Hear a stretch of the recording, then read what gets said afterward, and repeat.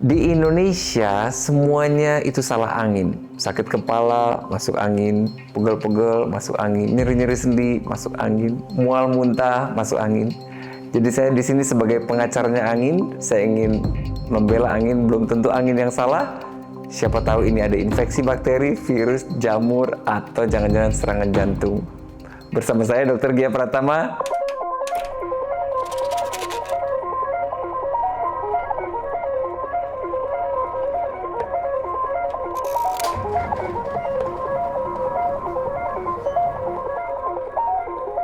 Kita itu hidup di dunianya mikroba, bakteri, virus, jamur. Itu di sekitar kita, teman-teman. Setiap saat mereka berusaha untuk masuk ke dalam tubuh kita. Pertanyaannya, kok teman-teman tidak sakit setiap hari? Karena kita punya pasukan yang luar biasa, namanya sel darah putih atau leukosit. Saking luar biasanya, mereka berantem setiap saat. Umurnya nggak sampai seminggu. 4 hari rata-rata. Berantem terus soalnya. Makanya mati harus regenerasi sel baru. Mati regenerasi sel baru. Jumlah sel darah merah dan sel darah putih yang teman-teman produksi saat ini aja itu kira-kira 1 juta sel gitu. Cepat sekali. Nah, sebagai pemilik yang bijaksana, teman-teman mau nggak bantuin sel darah putih teman-teman? Gimana caranya? Caranya adalah ikutin rumus ini. Resiko infeksi sama dengan jumlah paparan mikroba dibagi imunitas tubuh. Gimana caranya kita nurunin resiko infeksi? Kita turunkan jumlah paparan mikrobanya dan kita tingkatkan imunitas tubuhnya. Cara menurunkan jumlah paparan bakterinya gimana? Atau virusnya atau jamurnya? Kita harus kenalan dulu sama mereka. Karena ternyata mereka itu berbeda cara kerjanya dan berbeda cara nyerangnya ke tubuh kita. Kalau saya sebut bakteri, apa yang ada di kepala teman-teman? Penyakit apa yang terkenal teman-teman pernah dengar yang gara-gara bakteri? Mungkin saya bisa sebutin tuberkulosis, TBC paru. Yang teman-teman sering dengar, tipes. Itu juga bakteri. Bisul, itu bakteri. Jerawat juga bakteri. Mereka tidak pernah nyerang sel tubuh kita, dia hanya ngambil resource atau makanan sel tubuh. Dia kayak rampok gitu.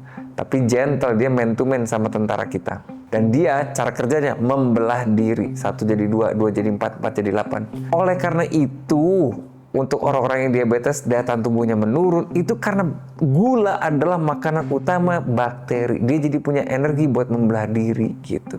Makanya ketika seorang diabetes kena luka di kakinya, jadi susah sembuh, digerogotin gitu. Itu gara-gara bakteri. Punya tenaga gara-gara gula. Darahnya berlebihan. Virus sekarang, virus apa yang teman-teman kenal? Yang kemarin kita baru lewati beberapa tahun lalu pandemi, COVID itu virus. Hepatitis B itu virus. HIV itu virus. Campak itu virus. Cacar itu virus. HPV itu virus. VVV itu virus. Mereka spesifik nyerang ke salah satu organ kita. Hepatitis B, dia hanya nyerang sel hati. Apakah dia nyerang yang lain? Enggak. HIV dia nyerang apa? Sel darah putih. Apakah dia nyerang sel tulang? Enggak. Virus cara kerjanya masuk dalam sel, membajak mesin kopi sel kita, membelah diri jadi 100, pecah sel kita, nyebar lagi ke sel-sel lain. Kayak gitu cara kerja virus. Jamur juga sama. Jamur itu suka banget di tempat lembab. Di manakah di tubuh kita yang paling lembab? Di ketiak, di lipat paha.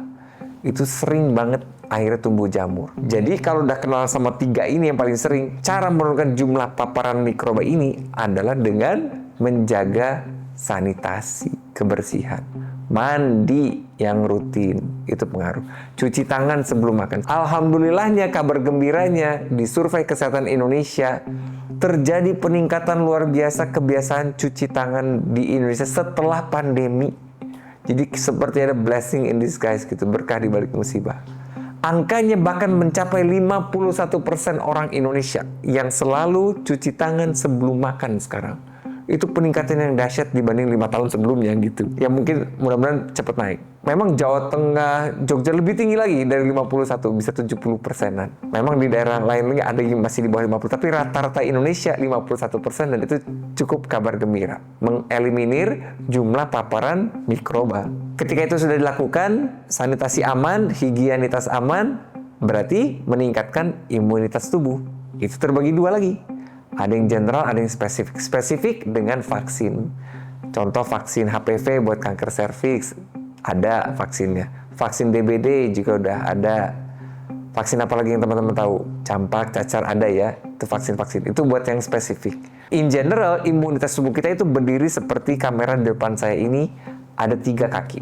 Kaki pertama itu nutrisi yang cukup. Kaki kedua itu olahraga yang rutin. Kaki ketiga itu istirahat yang cukup. Ketika 3 kaki ini kokoh, maka imunitas tubuh kita juga kokoh. Ketika sel darah putih kamu kalah, itulah kondisi yang disebut dengan sakit. Gitu.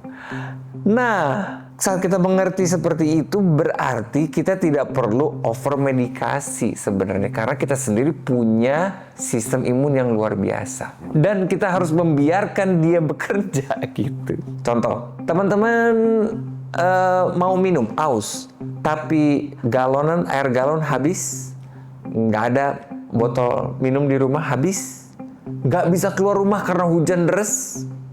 Kira-kira apa yang teman-teman lakukan?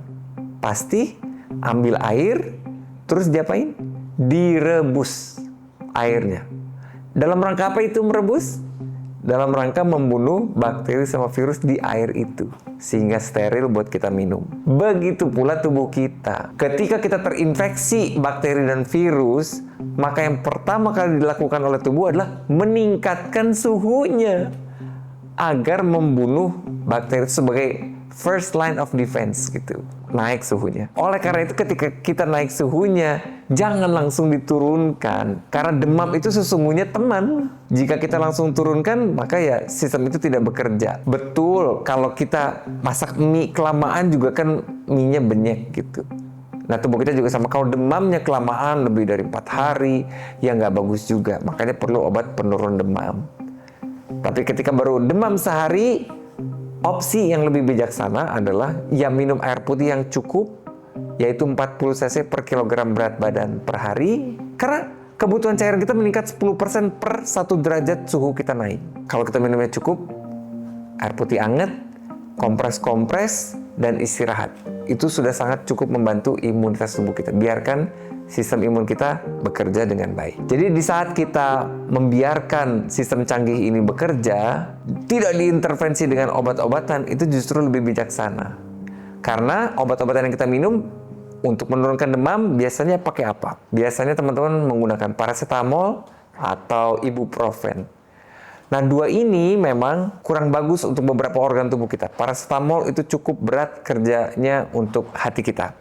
Dan ibuprofen cukup berat kerjanya buat ginjal kita. Jadi 2 organ kita jadi bekerja lebih keras. Dan kalau sering berulang-berulang gitu, itu bisa menurunkan fungsi ginjal dan menurunkan fungsi hati. Sayangnya 2 organ ini fungsinya banyak. Kalau saya bilang fungsinya turun, berarti seluruh fungsinya turun. Teman-teman tahu nggak berapa fungsi hati? Dan saya seneng banget sama bahasa Indonesia menggunakan kata hati, bukan heart jantung. Baik hati, tinggi hati, rendah hati, pakai hati. Katanya pakai hati.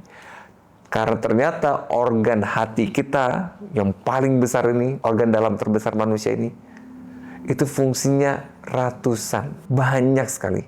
Dan kalau itu turun, semuanya turun. Metabolisme kolesterol, metabolisme protein, semuanya di hati. Nyimpen glikogen di hati. Produksi bilirubin di hati. Semuanya di hati. Bahkan apapun makanan yang teman-teman makan, hasil serapan dari usus itu, sebelum masuk ke jantung untuk dipompa ke seluruh tubuh, harus ngelewatin hati dulu. Dan dahsyatnya hati itu memang organ dengan regenerasi sel tertinggi kecepatannya.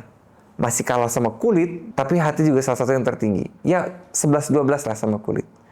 Regenerasinya cepat banget, tapi memang rusak sama paracetamol, sama alkohol juga rusak. Nah, kalau kecepatan rusaknya lebih cepat dibanding regenerasi selnya, maka hati teman-teman akan mengecil dan mengeras. Itu namanya sirosis hepatis. Darah akan kebendung di perut, perutnya jadi buncit penuh sama cairan. Begitu pula ginjal. Kalau fungsi ginjal turun, apa kira-kira yang terjadi? Ginjal itu luar biasa teman-teman. Anggap tubuh manusia kayak mobil deh. Mobil diisi bensin, bensinnya ditarik ke mesin, sama mesin dibakar, mobilnya jadi ada energi buat jalan, tapi hasil pembakarannya namanya asap, itu kan dibuang lewat knalpot ya. Nah, kita juga sama, kita makan minum itu dalam rangka nambah energi yang dibakar, kita jadi ada energi buat gerak, tapi ada sisa pembakaran atau sisa metabolisme yang disebut dengan ureum dan kreatinin, dan itu dibuangnya lewat ginjal. Sekarang bayangin kalau ada mobil yang knalpotnya kesumbat, asapnya masuk lagi ke dalam. Kita juga sama, ureum kreatinnya jadi tinggi dalam darah, dan itu merusak otak, merusak jantung, kemana-mana. Jadi ginjal itu krusial buat kesehatan kita. Hati juga sama. Dan dengan kita bijaksana, tidak sembarangan minum obat, tidak asal minum obat, itu kita sama dengan sedang menjaga fungsi hati dan fungsi ginjal kita. Jadi teman-teman juga harus ingat bahwa semua benda atau zat itu bisa berubah jadi 3 hal, bisa jadi makanan biasa, jadi obat, atau malah jadi racun. Semua tergantung dosis. Contohnya pisang deh. Pisang kan bagus ya, sumber kalium, hormon serotonin itu hormon bahagia. Jadi kalau teman-teman galau, makan pisang. Makanya monyet nggak pernah sedih karena makannya pisang. Tapi kalau makan pisangnya 5 tandan sekaligus, ya diare juga gitu. Jadi semua itu tergantung dosis. Begitu pula obat-obatan teman-teman. Apakah teman-teman tahu berapa dosis paracetamol atau antibiotik atau ibuprofen? Kemungkinan besar belum tahu. Jadi kalau kebanyakan juga nggak oke, jika kurang juga tidak ada manfaatnya. Itu aja dari saya, terima kasih telah menonton.